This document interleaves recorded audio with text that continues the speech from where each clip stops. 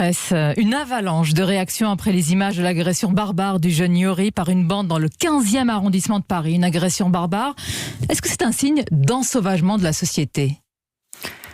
Je les appelle les nouveaux barbares. Et ça fait des années que je dénonce ce phénomène récurrent, puissant, de guerre de bande avec des jeunes de plus en plus jeunes, les agresseurs et les victimes.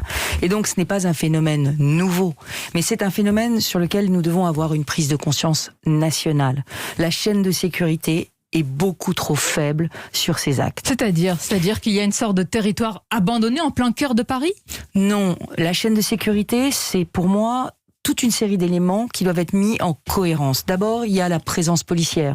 On a besoin aujourd'hui, en complément de la police nationale, qui a beaucoup d'autres choses à faire, de vraies polices municipales, de police municipale armée dans toutes les villes de plus de 10 000 habitants. Et l'État doit se mettre en situation de donner aux villes les moyens de se protéger. Ça, c'est la première chose. Il faut que les maires acceptent l'armement de cette police municipale également. Absolument, mais la vraie police de proximité, elle doit être à égalité avec les délinquants qui sont en face, c'est-à-dire des personnes qui sont armées de plus en plus. Et donc il faut que l'armement soit des deux côtés pour bien protéger la population. C'est la première chose. Police municipale armée.